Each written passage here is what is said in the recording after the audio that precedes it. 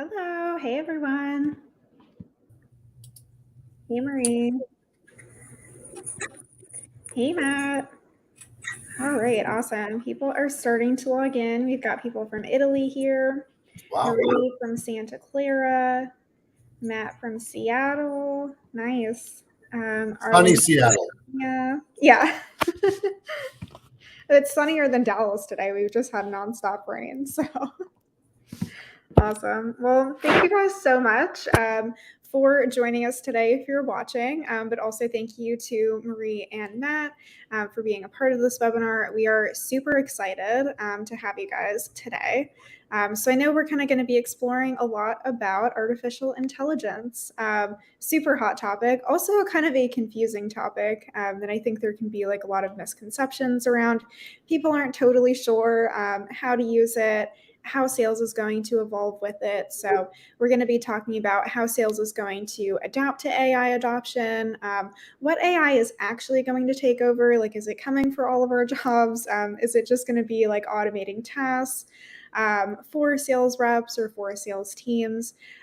So if you are watching and you have questions about AI, the future of sales, how tech as a whole is evolving, please put them in the chat because I know Matt and Marie would absolutely love to answer them for you. So I will kind of pass the mic in a second so we can all introduce ourselves. But my name is Adriana. I'm the community manager here at Rev Genius. Marie is joining us from Uniphore and Matt is joining us from Reggie AI. So I'll let you guys tell us a little bit more about your companies. Sure, Matt, You go first, Marie. Hi, everybody. Thanks for joining us.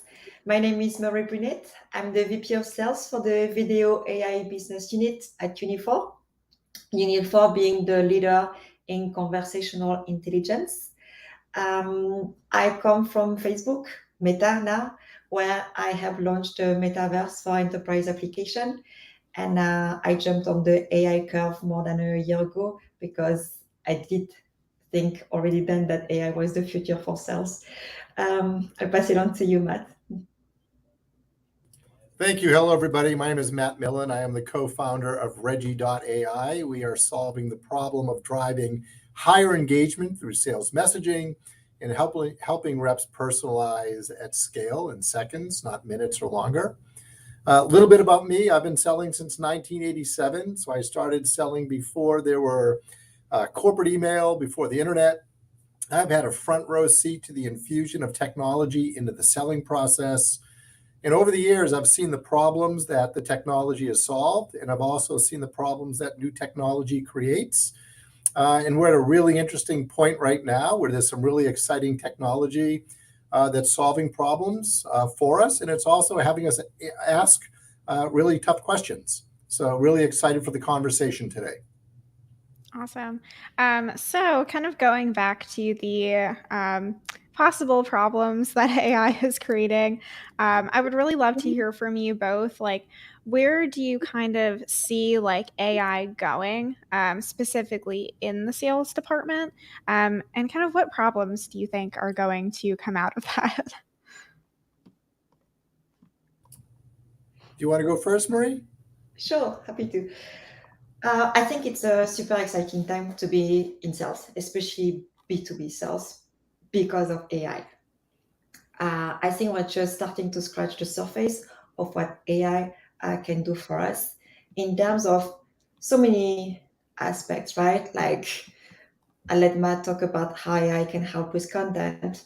We ourselves at Uniphore leverage AI to help with emotional intelligence. There are like so many tasks AI can help automate to make sellers' life easier. It's just a question of remaining ethical, remaining efficient, and leverage technology to our best advantage. I think, as you touched base earlier, the introduction of new technology always brings some nervousness and fear. Like, will this new technology replace my job? Which is a fair question. A few days ago, I don't know if you saw this article from the New York Times, which I think described perfectly the introduction of AI in general. It's an English school teacher who leverages ChatGPT versus the New York public school system, which banned the use of ChatGPT for the students. So you have like one side is like, no, let's ban everything, let's fight the change, which I don't think is very realistic. How you're gonna prevent teenagers to not go online is one thing, right? We parents know how difficult that is. The other side is these English school teachers like, okay, let me leverage this technology to make my students smarter. So like she pushes her student to say like what essay is the most convincing, what English techniques through ChatGPT can use the most powerful metaphor. She really pushes them to analyze English in depth, which I think is the best way to embrace new technology. AI for seller is exactly the same thing. We have so many applications that are being developed to make our life easier, to be smarter, because it is a challenging job. And we all know it's becoming more and more challenging. So the only way we can continue to do more with less is by leveraging AI to our advantage. Matt, what do you think? A couple of things. The last time there's been such a revolution in our industry is when the PCs rolled out back in the late 80s and early 90s and really started transforming the way that people worked at a meaningful level. And the next major transformation was mobile, where people could take data, information, and work wherever they went. And now it's AI, like it's at that level. So I think the first thing that we should all get used to is AI is here. Gartner did a study in just a couple of years, 60% of all B2B selling teams will be leveraging AI. So the first message would be like where AI is today, it's not replacing people. What it's helping to do is to fill productivity gaps, fill some efficiency gaps, and really take some of the more routine or mundane tasks and providing some automation and intelligence to it. So we'll see that in research, customer research. We'll see that in communication. We'll see that in forecasting, personalization. We can see that in lead scoring, meeting assistance. So there's some real world applications where we can start to see some productivity lift from leveraging AI.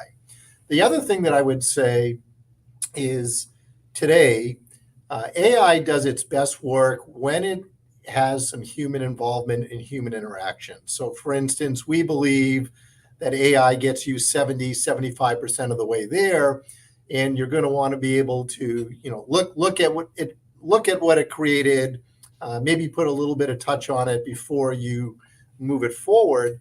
And it speaks to an overall trust that the different teams are starting to develop different levels of trust with the AI, the output. Number two, teams are learning how to work with the AI.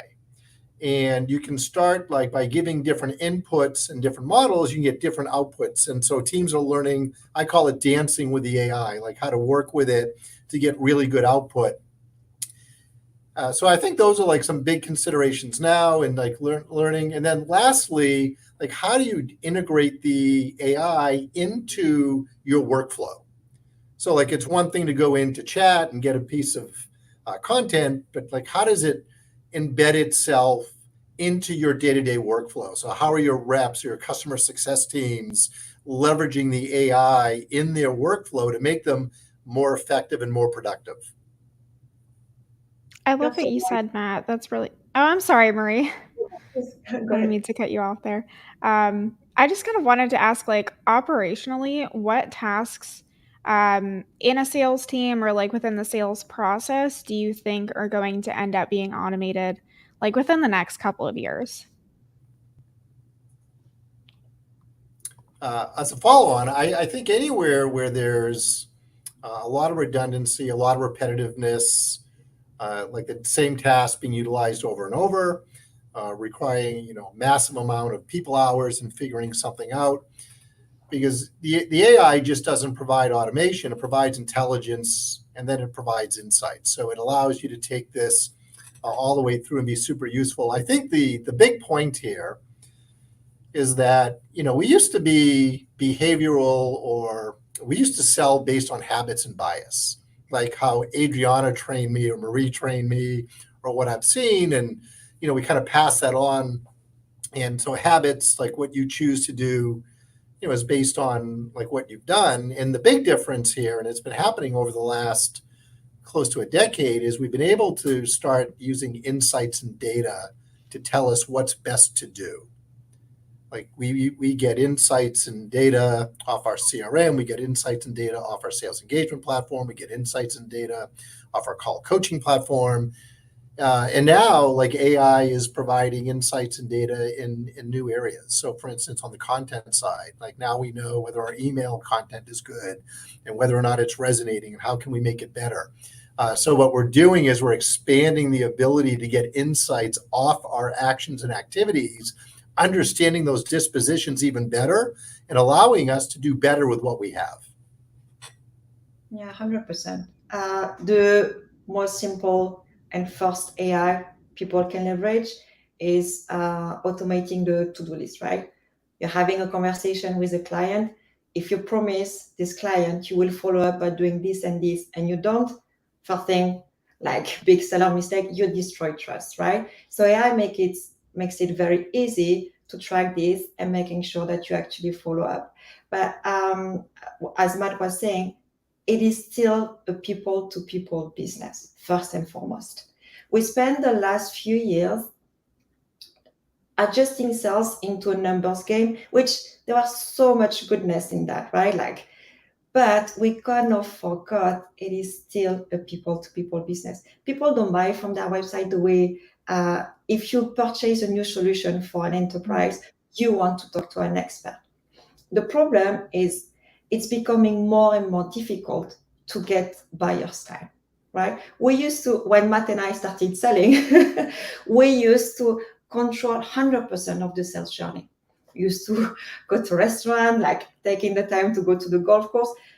The productivity we're forced now to deliver, we can't afford to spend this much time. And buyers don't want that anymore that much. So the little time we have with them, we have to absolutely nail it as seller, because you never know when is the next time you get that CEO or CRO or CIO on the phone. So AI now helps us optimize the little interactions we have with them to make sure we show up as experts, because now we have to. The let me get back to you doesn't work anymore when you manage to have an exec on a video call. And making sure that like you turn those tiny opportunities, like you treat them like as gold. And AI can help you that to make sure you're always showing up at your best, right? At the end of the day, we're only human, right? We sellers have to do so many things every single day. And there are days we're also tired. And I think that's why technology can be such a huge help, to advantage to like making sure every day and every interaction is optimized. Like, for example, our platform will tell you, the AI never gets tired, right? So it'll tell you when you talk to a client if they react positively or negatively to what you're saying, if you're losing your attention or not. The AI surfaces that. So you can like focus just on your pitch and get those alerts like, hey, you've been talking too much, like I have for the past few minutes. Now it's time to stop and give the microphone back to Adriana. Okay, so that was so much awesome information. So it sounds like, we're seeing a lot of just automation of things like emails, like sequences, like follow up, to really just make your life as a sales rep a lot simpler, but to also make it easier to really spend the time that you're putting into the sales process, really making sure that it's spent connecting with the people that you're selling to. So I want to get to some things that are maybe not accurate about AI. So we'll start with Marie, but I definitely want to hear from both of you on this. So let's debunk a myth about AI in sales or in general. What is AI not? What's a common misconception? Let's chat about that. I think we started to touch base on that. AI is not going to replace our jobs. I don't see it that way. It's going to help make us better and more efficient. but definitely not replace us. It just look at every single application AI is starting to help us on. It just enhances what we are doing. But I don't picture a CFO or a CRO just like signing a PO just by interacting with an avatar. And I did sell the metaverse, so trust me on that. Matt, what do you think? Big myth to bust is you can't trust the AI or the quality of the output. I'll come from a content perspective. If you go back just over a year, AI couldn't string a couple sentences together. Now it's writing blogs, it's writing papers, it's writing sequences, it's personalizing anything you want, and it's going to continue to accelerate as the data set gets bigger, the models get better. So like a big one is, you could have used it a while back and not been impressed, but it's rapidly increasing the quality and if we just go out just a little bit, and you follow the evolution of sales messaging, just as an example. When you started off earlier in your career, there was like one-to-many messaging. We relied heavily on marketing content, and there was this notion of one-to-many. When sales engagement first came out, it brought one-to-one messaging at scale. So you could do this one-to-one messaging, but the one-to-one messaging was heavily templated. So you all got the same one-to-one, but it was written in a one-to-one voice. But with AI today, we have a new capability where I can now do one-to-you messaging, one-to-you. So now I can speak to the individual prospect. That's because of AI, to be able to do that at scale. Sure, you could do that one-off, but to do it at any meaningful scale. So I think what we want to do is like understand that as things evolve and get better, trust the technology, trust the process, trust the output. Yeah, I think you bring up a very good point. Like, most people think AI is only good at helping with automation because, as Matt said, until recently, we didn't foresee that AI could be this creative. Look at like the pieces of art AI can create now. Look at the essays AI can create. So we can really try. We're starting to see how the potential of AI, not just on the automation part, but on the creativity aspect, which really is going to help us personalize all the interaction we're going to have with clients. And Yeah. like also in terms of emotional intelligence, right, which is the most important skills a seller can have, how it can help us increase those skills. Absolutely. I was definitely one of those people up until pretty recently, when people were sharing a lot more about like posts that were created by AI and stuff. I was like, I don't know, man, like the emails that I've seen that AI has made, they've been pretty sketchy, I'm not gonna lie. So it's like to see that development so quickly has been really interesting, especially like as someone who is in sales and has been in sales for a while. Let, let So me I let me address that real quick. So a couple yeah. of things. Like part of what's driving the increase in quality, now we write all of our own custom models as an example. So Reggie knows that the people using our product are salespeople. So we have like this leaning in posture. Reggie knows the difference between a follow-up email, an introduction email, a referral email, a breakup email. So what you're seeing are more sophisticated models, larger data sets. But just to give everyone some perspective, what we're going to start seeing over the next year is the accuracy and the quality of the AI will continue to get better. You'll start to see nuance of language, the ability to see localization and better translation. Input restrictions and latency start to go down. And the biggest thing that we'll start to see over the next year is reasoning. The AI will reason. So for instance, if you were to ask the AI now, how many neighboring states does Massachusetts have? The AI could struggle with that because it has to know Massachusetts as a state. It would have to understand the borders, etc. In the not too distant future, you could ask the question, how many states have an odd number of neighboring states?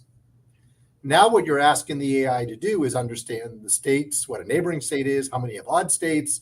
So what's happening is like the AI is getting more intelligent, be able to do some reasoning. And when you put this all together and understanding, like, we're still very early in the industry, like there's some really exciting and very aggressive gains in quality of what we'll be experiencing. So it's not going anywhere. Sure, we all had an experience early on, but the fact that the AI did put an email together in and of itself was very impressive, and you'll continue to see improvements and different ways you can utilize this to drive your success, your productivity in your line of work. Love that. I do kind of want to dive into something that you sort of started to get into a little bit earlier, which is like ethics and AI. It's like when we're talking about things, like AI having emotional intelligence and being able to reason. I know it's kind of easy to think like, okay, how much realistically, like, is AI going to be able to do? And this isn't something that I really know about at all, but in terms of like ethics in AI related to sales or just AI in general, like, can we talk about what concerns you guys typically hear from people? Kind of dive into that a little bit.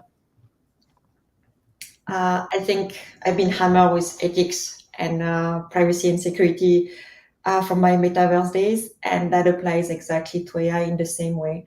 Um, Ethical topics are extremely complex. It's not a yes or no kind of topic. Like the more you dig into it, the more you talk to experts, the more you realize how complex it is, because what's ethical for you might not be ethical for me, right? Is the best example is with the self-driving cars.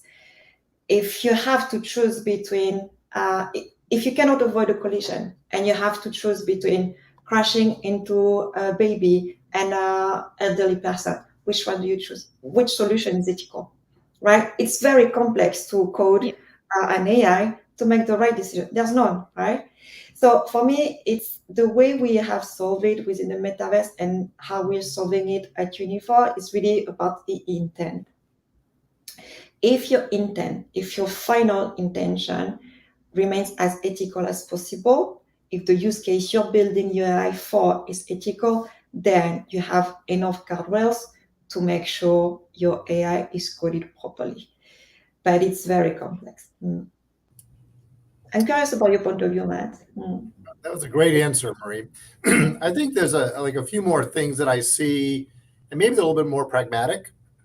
Like for instance, like the uniqueness of the content that was generated. And like, so we have a plagiarism checker built into our platform to ensure that everything is unique, as an example. The next concern would be like, how do I know that my content's not going to look exactly like the next person's content? So, the way that we pull off data sets and have our models set up, like everything would be unique to the organization using it. But so I think there's the ethical, but there's also like these pragmatic concerns about the content or the output of the AI in terms of, with these broader concerns in mind. And I think, when you're working on certain solutions and certain partners or vendors, make sure that they've taken the right controls and considerations in addressing these questions. So I think you may have just mentioned this a little bit, but in terms of like if a sales rep is sending out an email, like who does own that email? Do you get a lot of these questions, and how do sales teams like deal with that uncertainty? Well, you own what you create. I mean, from an ownership perspective, I think the most important thing is the quality of the content going out on behalf of the brand. So if you take a look just at some of the big disconnects in organizations, you have product marketing and marketing teams that are providing content elements, and they oftentimes don't make their way into the sales communication, as an example. It's like there's like the connective tissue between what marketing is saying and wanting to be said at the sales level, like oftentimes there's a disconnect. So we built a process to connect those messaging elements, but translate them into a way where they're very effective in your sequencing or your cadencing, as an example. So I think dealing with these practical applications of like what's going on in an organization, what they care about, They care about like the messaging that's ultimately going out in front of their prospects and customers is highly reflective of the brand. And how do you capture the brand voice? How do you capture the brand messaging?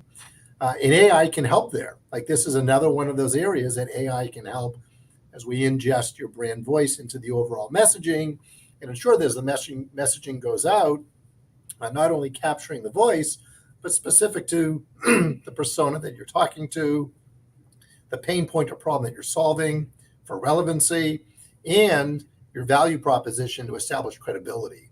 So create like richer messaging. In fact, if I just take this one step further, the question is, hey, like, does this replace people? Like, no, it actually makes your team more effective. So imagine that the messaging going out on behalf of your SDRs, BDRs, AEs, CSMs, account managers, whoever, now it's extremely relevant, highly contextual. The subject line isn't jargony. It's actually very contextual to what the email is about. Like now you're putting yourself forward in a way that's having you stand out. And even if that individual, may not be ready for your solution, your brand is protected because the content is great. And this can happen at scale where before, like the messaging going out, you didn't know who was putting it together. All the elements were there. You were talking too much about yourself. There were spam words. All of this gets filtered out of AI generated content today. So I would actually argue like to all of this is that when folks work hand in hand, arm in arm with the AI, dancing with it to get the best output, everybody wins. I love the dancing with AI description. Like we at Uniphore use Matt's platform, Regi.ai, because like, as Matt said, it's all about cutting through the noise, right? These days, everybody send cold emails, everybody do cold callings. Like, how do you make sure your content, your interactions are personalized enough? And that's why Matt's platform helps us. And we do the same in live conversation. Hey, there's a great question in chat when we get to it about accounting for bias. Yes. So I'd love to make sure we tag that one for the appropriate time. Yeah, actually, Marie, I would love for you to dive into this. How do we account for bias in AI? Yes, that's a very difficult topic. But the way we do is like, I think one approach people can take is like making sure people coding the AI we all have bias, right? You can't avoid it, but you need to put enough guardrails in the, I would say, engineering team. So like making sure you have diverse team. We all had the scandal when the first avatars couldn't recognize black people, right? Because all the engineers that were coding were white. It didn't occur to them that we had to take into account different skin colors. For AI, it's the same. You need to make sure engineering is diverse, just like ours is all over the world. We have like a very rich background of different culture, different like ethical background to make sure the AI is coded with more diversity. Because I don't think you can avoid bias. You can just making sure people are kept in check with different point of views. We also have an ethical board internally, like people meeting on a monthly basis to analyze that what we are developing remains in sync with our values and our ethics code. Matt, how do you do it? Yeah, I thought it was a really good question. So first of all, the AI will do whatever you train it to do. Like that's really important to understand. And you can certainly not train in bias. But on the other side is we have built in a number of filters into what we generate. So you can actually look at, for instance, in the messaging, like you can look at the gender bias. Like, is there any gender bias in the language? We'll point out any overly masculine or feminine words or terminology. Like we don't use sports analogies in our output as an example, because it tends to be male biased. We're also looking at inclusionary language, and I think with the times, I think understanding and training the AI to be very balanced, very neutral in its posture, and then giving you a tool set to work within that to make sure that you can account for anything, not only from a bias perspective, but also, that you choose not to use. So having a very rich and robust editing opportunity in addition to the creation modes, really allows you to, build and then optimize the very best output. So we actually got another question in the chat that says, with AI avatars with synthetic voiceover, how far are we from cold calling by AI SDRs? Emails are already done. I'm curious, Matt. You're the expert in cold calling. What do you think? So it's a really great question. So we can actually write today. So we could create a model and we could write, as a celebrity would write,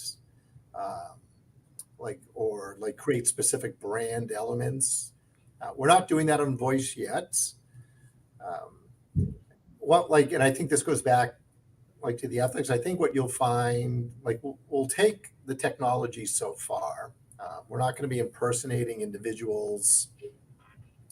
But I will say, misuse the technology will be very powerful, and can certainly create some challenges. So I think, again, as the technology advances, the different companies out there that are leveraging this and building upon it, have to take really seriously the implications of what we're doing.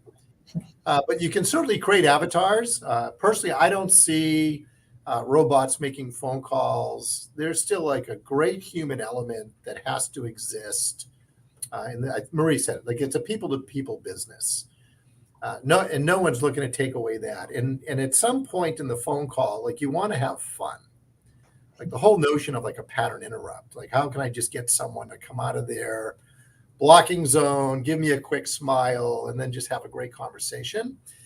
And I think for us to be able to have fun, find neutral ground very quickly, if my intent, and as an SDR is to help a CFO that's having a challenge and I'm very qualified to help them solve, we should both be mutually and equally excited about the conversation, because I can help and they need help and we're helping each other solve a problem.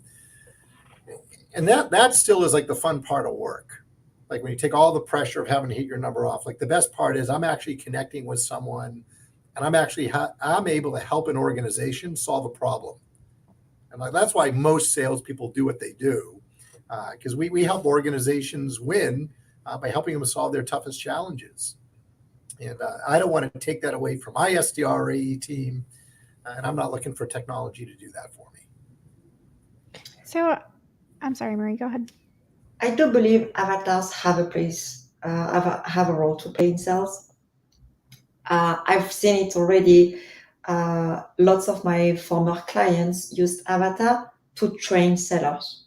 So instead of doing a training through a PowerPoint or things like that, we were leveraging avatars to practice the pitch and have different scenarios. But it does take a lot of efforts. You need to put your knowledge into this avatar. You need to have all the different scenarios. Okay, if your seller says and pick this answer, then this is the path you have to go. So it takes a lot of efforts to put in place. I think we'll get better, but as Matt said, when it comes to real client, people don't want to talk to a machine. They want to talk to a real human being because we're social beasts. For sure. I don't even like talking to the machine at Comcast, when you call to update your bill.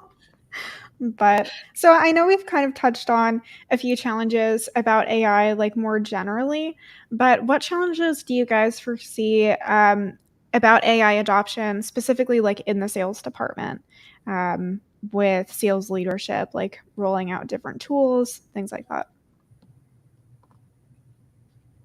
So there's several, and there was a good question from Neil, who said right now in the sales community, there are a plethora of sales enablement. Everybody claims they do AI. But I think buyers are smarter than that, right? Once you have a hot buzzword, everybody's starting using. We had IoT, we had metaverse, we had once you have the future of work, that was my favorite. Everybody was doing the future of work for like 4 or 5 years. But so now it's AI. I think buyers are smart enough to see what it's really AI and what just use as a marketing tool. Just look at what can have the biggest impact in your activities and in your KPIs. We have so many tools available to us now as sellers. I think the minimum number of tools a seller uses now is like 6 to 10, which is insane, right? And this creates a fatigue of nobody wants to add another tool unless it brings proper value and makes the life of sellers easier. So I think do your research. Don't talk to Avatar, talk to us. We can help making actually this work easier. I also think there's an opportunity for consolidation and compression, and I'm going to take that. Neil, that's what Neil meant. So, one of the things that we've done at Reggie is we've taken more of an enterprise-wide approach to content generation on one platform. So we have a Chrome extension for the SDR, AE, success. We have a content generation platform for your content committee, content operating model, your marketers. Realizing, especially with these economic times, that companies are looking to do more with less, or consolidating, compressing their tool stack. And we've taken that approach with Reggie to provide, as many of the content generation and personalization features needed, and just putting them on one platform and helping teams consolidate. Because I do agree. At the same time, AI will be making its way into some of the platforms and tools you've already invested in, and there will be new elements coming in as old ones leave. So but overall, I completely support the compression and the consolidation of the tool stack and getting it in a great way where you're providing what your teams need to win in today's age of modern selling. So, sorry, go ahead. No, I love what you just posted, Adriana. You surfaced the question from Mike on LinkedIn. Yeah, that's exactly what I was going to bring up. Look, I wish AI could do my job all day long. I think we could all sign up for it, right? This is not possible. AI, because we are forced to do way more with much less, that's why we have to turn to technologies to help us, right? Look at the trend. Year after year, we just ask to book more and spend less. That's the one trend that will never go away. So AI, it's one way, one tool we have now available to us to be more performant. But no, unfortunately, the lazy days for sellers is not on the horizon, more the opposite. And related to the emotion is the opposite. We do sell emotional intelligence. That's our daily conversations. And that's the silver lining, I would say, about COVID, is we've all based all business, ROI, and all the conversation on IQ. And now, finally, thanks to COVID, we realized emotional intelligence was a core business skills everybody required. We used to guess that, right? The most successful people at work were the ones capable of creating these connections, whether internally, mainly externally for sellers. But it was the soft skills, which I hate this term, because it just put IQ as the core skill and EQ as okay, the side I think you have or you don't have. And look at our schools. Our system is built to teach IQ, and you just hope that your kids have EQ or not, and maybe through life they will kind of develop that. And I think it's a wrong concept. Sellers need to have EQ. If you don't show empathy, if you don't build trust with your buyer, and that's why AI, as of now, cannot replace our jobs. And I think now all the leaders understand they need to implement EQ in all parts of their businesses. Everybody understands that, but people still have a hard time implementing it because it is hard to associate a concrete ROI, a dollar amount, to EQ. IQ, it's easy.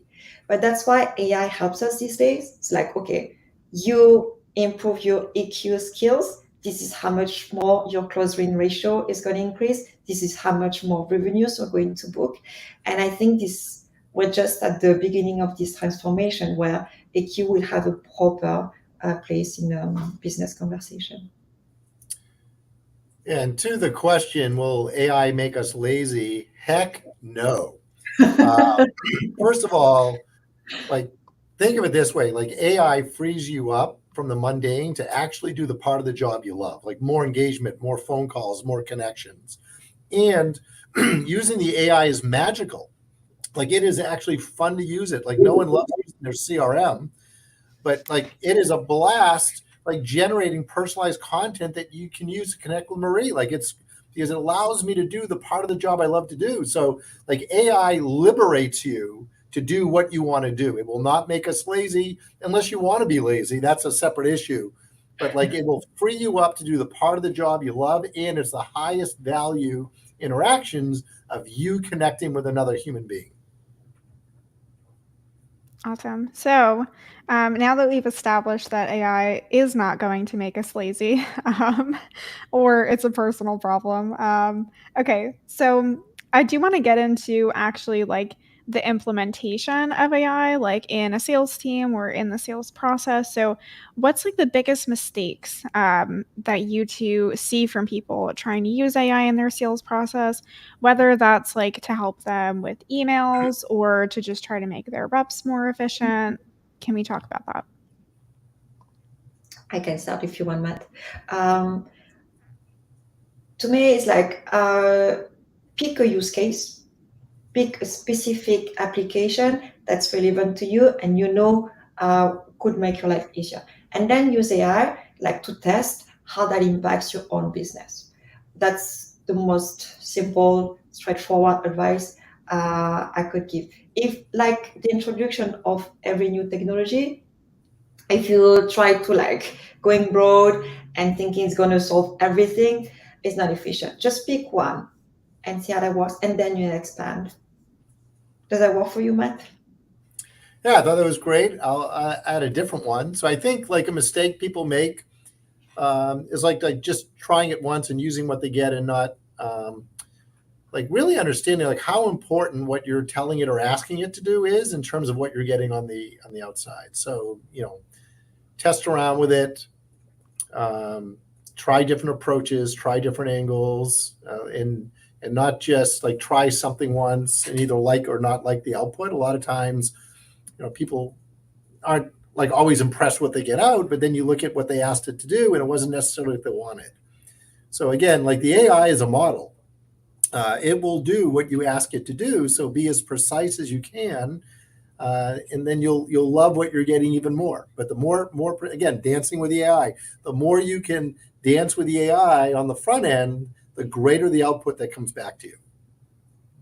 So we actually got another question on LinkedIn.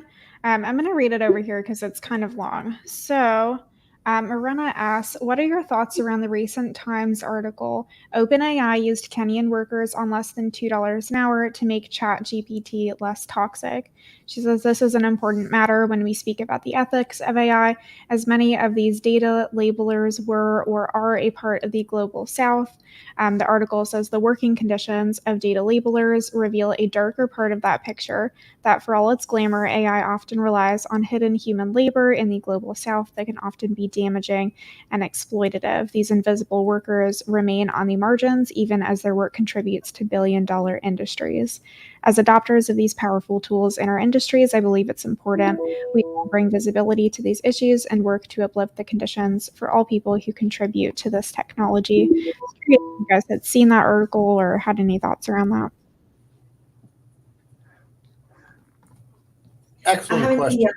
Yeah. Go ahead, Mike. No, I think it's an excellent question, and I think that this will have to come to the surface, like any industry where workers aren't treated right in terms of conditions. So I'm not familiar enough with this to speak about it other than to say, it'll need to be addressed. I think there is another side of the point, not to minimize the point that was made, is that there are people behind the AI that do the training, ultimately of the models generated. I did not read that article, but I will read it based on that question. Yeah, I will pop the link into EARME as well. Marina did post it on LinkedIn, but I thought this was interesting. I actually hadn't heard of that. Marie, any thoughts on this?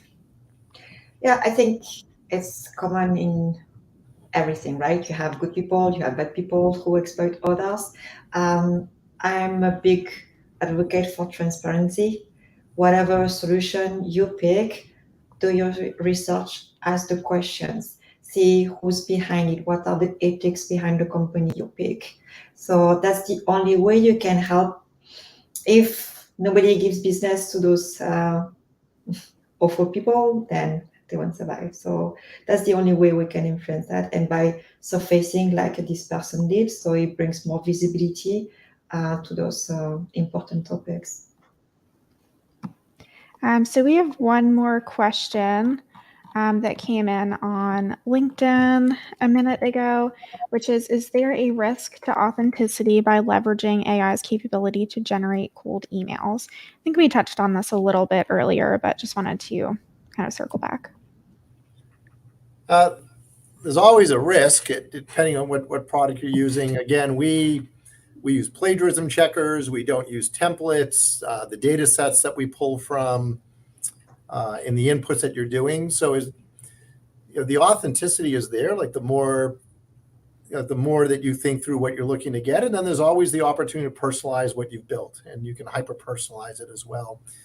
So I think, sure, if you want to take a shortcut and you just want to rely on some low-level AI to create a very generic or templated email, sure, it can be extremely inauthentic and crappy.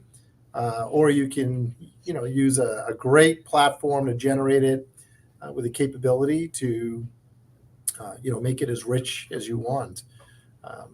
And these are decisions we're going to have to make. So there's always risk. But I think overall, it's a choice that we'll make as opposed to a byproduct of the technology. Yeah, and as seller, our reputation is extremely important. The B2B sales world is a small world. You burn your reputation, it's game over, right? So I think every experienced seller know how to trade carefully and making sure that if you burn those bridges, you won't recover them. So that's why everybody has to be mindful in all those interactions, whether like cold emails or video calling. You have to make sure that you protect your personal brand because it takes a long time to build a good one, and it takes just one bad choice to burn it. So, Absolutely. Great point, Marie.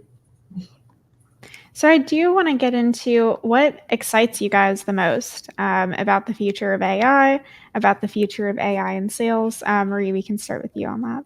Yeah, I'm so excited by it because I can see all the possibilities that are starting to open for us. Matt described at length how AI can help with content.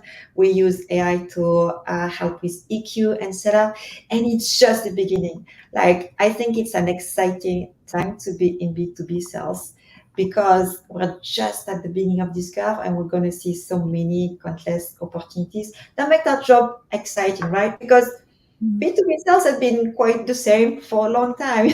You take your calls, you try to book and every quarter you're asked to book more with less. So having those technology innovation keeps us on our toes. It challenges us to be more creative, to do things differently. So I personally couldn't be more excited about the future.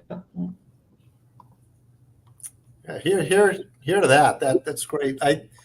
There's a couple things to be excited about. One, like the AI is going to continue to get better and better and better, which is awesome. And then, like, there's organizations that are getting like super creative and innovative of how to integrate the AI, into different parts of the workflow and support different elements of organizations. And I think when we look at great AI helping people be more productive, more effective, more successful, that's exciting.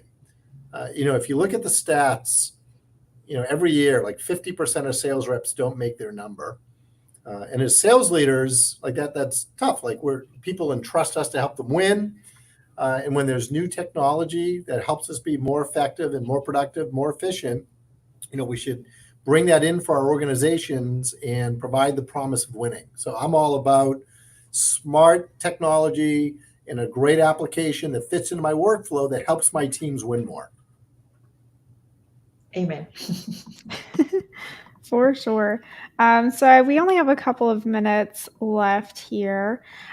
So let's answer a few fun questions. Would love to know just a little bit more about besides being amazing salespeople, AI experts, what kinds of things do you guys like to do for fun outside of work? Tell us about that. I can go. So I'm a roller coaster junkie. I love great roller coasters. I love driving fast.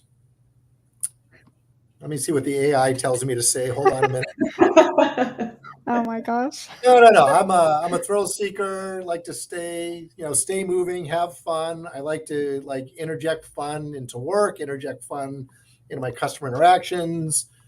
Because when you're having fun, it really isn't work anymore. Like you love what you're doing, you love who you're doing it with. And I just think, bringing that attitude into your work environment makes it even like the time we just spent together here just flew. It's been just a lot of fun spending some time with you. And so for me, it's just like bringing fun into my day and going fast. Awesome. What about you, Marie? I'm French, so I love good wine and I love good food. And I'm a seller, so I'm very social. So for me, it's all about spending time with friends, and I cook a lot for them. They cook a lot for me. So we do a lot of that, unfortunately. So to make up for all the eating and the wine, then I have to exercise. So I run. I'm a big skier, but knee injury stopped that for a year.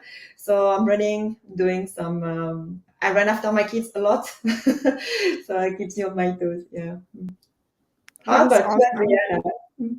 Adriana? Oh my gosh. I mean, so I have 2 dogs. Actually, I have 3 dogs now. We just adopted another one. So all of the dog things. I also love to cook. I can't drink wine because it gives me headaches, but I do love it. Sometimes I just accept my fate. But yeah, love to cook and bake, and just spend time outside for sure. We did get one last question for Matt in the chat, actually, which was, "What's next for Reggie? Which frontier?" Oh, I wish I could tell you all. We're actually in a 5-day offsite right now, mapping that out. So I would say stay tuned. Great question. But I will say this, we're trying to think through all the different workflows, all the place that content is needed at scale, and how we can help continue and support that. If you've got any great ideas, please DM me on LinkedIn. Love ideas, love to hear what you're thinking about, what you'd like to see. Otherwise, I really can't say too much right now. Awesome. Neil, you're gonna have to sign an NDA first. Well, where can people find both of you? Let's start with you, Marie. If they want to reach out, is there anything that they should know about you or your company? If they have questions on AI or sales in general, should they DM you? Tell us about Yes, that. more than happy to. You can find me on LinkedIn, Marie Brunet. Our website is Uniphore. Our product is called Q4 Sales. So please don't hesitate to reach out. Anything, any AI question in general, any things for emotional intelligence, or please don't hesitate. I'll be more than happy to. Awesome. And Matt, you mentioned people being able to DM you on LinkedIn. Yeah. Matt Millen on LinkedIn. I love to talk shop. Love it. So happy to talk about all things sales anytime, and would love to connect with each and every one of you. Awesome. Well, thank you guys so much for being here. Have loved this conversation. I've learned so much. I'm sure everyone else has too. If you were watching today, thank you also so much for being here. If you're not already a member of Rev Genius, check us out online. We are a community of 30,000 people in sales, marketing, RevOps, and success. And we have free events pretty much every week. So if you would like to check out what is coming up, go to revgenius.com/events. And we will see you guys next time. Thank you so much. Thank you Cheers. all.